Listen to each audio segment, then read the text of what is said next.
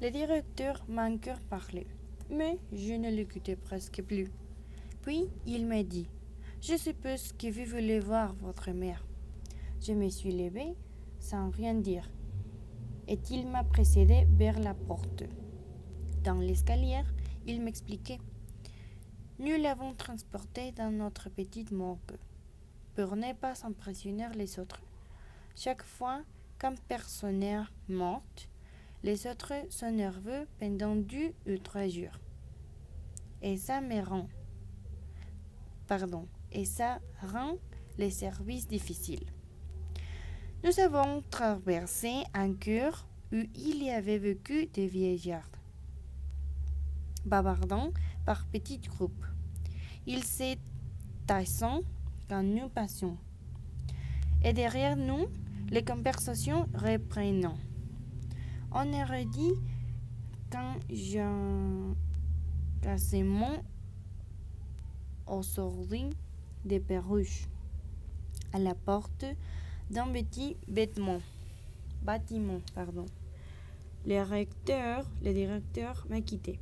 Je vous le laisse, monsieur Meursault. Je suis à votre disposition dans mon bureau. En principe, l'enterrement est fixé à 10 heures du matin. Nous avons pensé que vous pourriez ainsi veiller la disparue. Dernièrement, votre mère a, paraît-il, exprimé souvent à ses compagnons le désir d'être enterrés religieusement. J'ai pris sur moi de faire le nécessaire, mais je vous l'ai vu en informer. Je le remercie. Maman, sans se traiter, n'avait jamais pensé de son vivant à la religion. Je suis entrée. C'était un sage très clair, blanchi à la chaux et recouverte de verrières. Elle était meublée de chaises et chevalets en forme de X.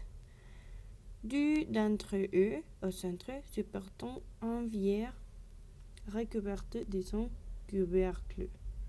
En voyant seulement des vrilles brillantes, à peine efforcées, se détachaient sur les planches passées au bureau de noix.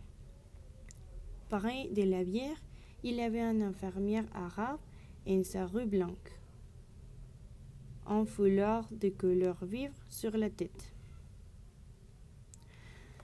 À ce moment, le concierge est entré derrière mon dos. Il avait dû courir. Il avait ragé un peu. On l'a couverte, mais je dois dévisser la bière pour que vous puissiez la voir. Il s'approchait de la bière quand je l'ai arrêté. Il m'a dit: Vous ne voulez pas? J'ai répondu non. Il interrompit et je te jurai parce que je sentais que je n'aurais pas dû dire cela.